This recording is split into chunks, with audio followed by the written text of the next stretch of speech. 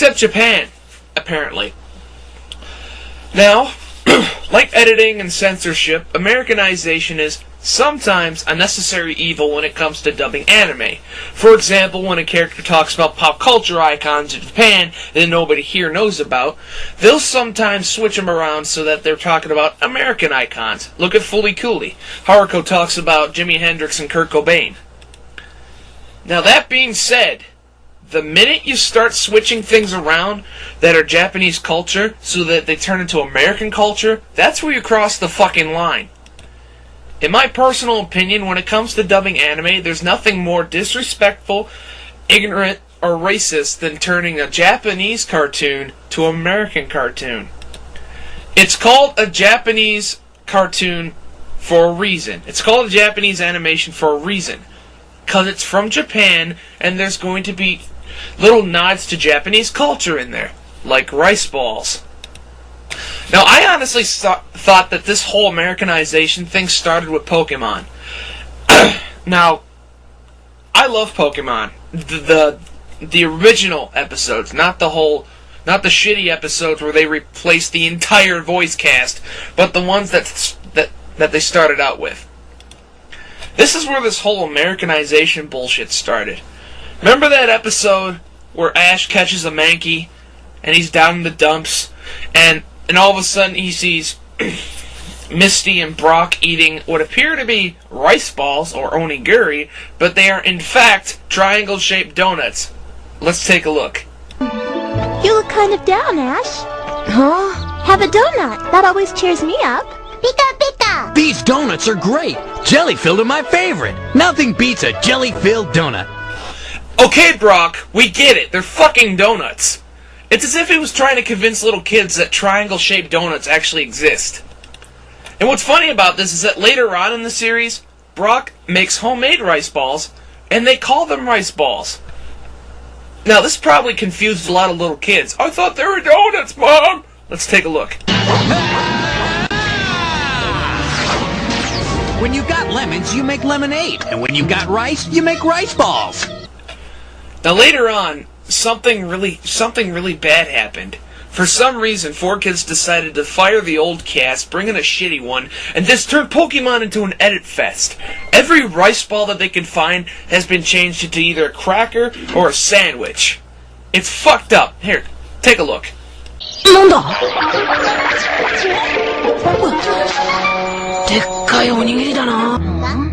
What's up?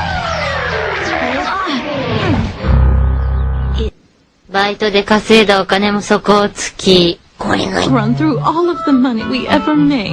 How are we supposed to fill our empty tummies? 迷った時のことだった。疲れ切ってた僕たちは最後の食料を食べようとしてた。ところが、そのおにぎりがコロコロ転がって。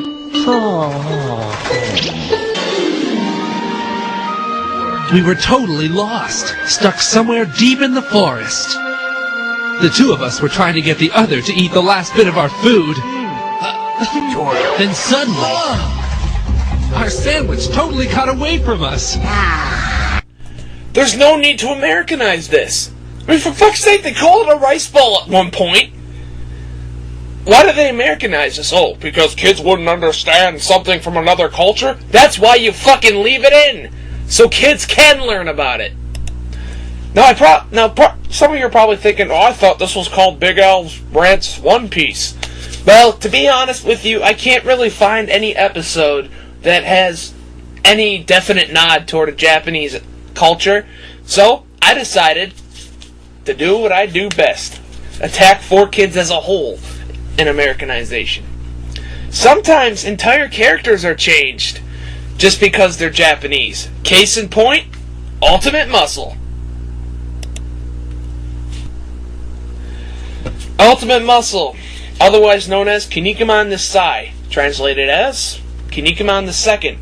It is actually a direct sequel to Kinnikuman. There is a character on there by the name of the Ninja. He's a true ninja, he comes from Japan, and he has awesome ninjutsu magic. In fact, one of his special moves is he takes the ropes and he binds his opponent with him in this sort of spider ninja web thing. Let's take a look.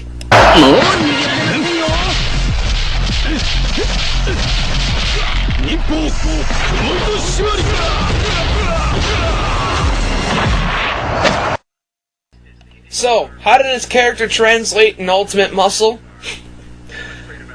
Okay, here's where I get pissed off.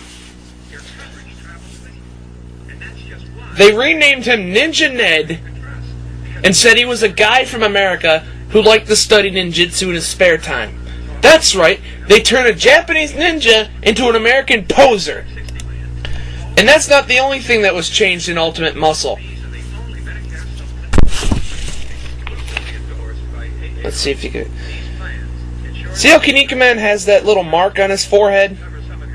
Well, see how Terryman doesn't have a mark on his forehead? There's a reason. Characters used to... most of the characters in Ultimate Muscle used to have marks on their foreheads that stood for something. For instance...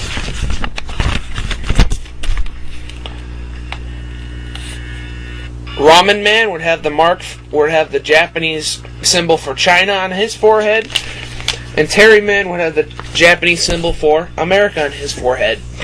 Now, in the show, they got them removed. You want to know why? Alcon had not one, but two bullshit reasons that he removed the kanji off the characters' foreheads. Here's the first one, and you're going to love this. Well, we removed the kanji off the characters' foreheads because we're afraid that if the kids watch the shows and see the characters' foreheads, they were going to attempt to take markers and put the same characters on their foreheads. Once again, he's assuming that all kids are stupid and they're going to do anything they see on television.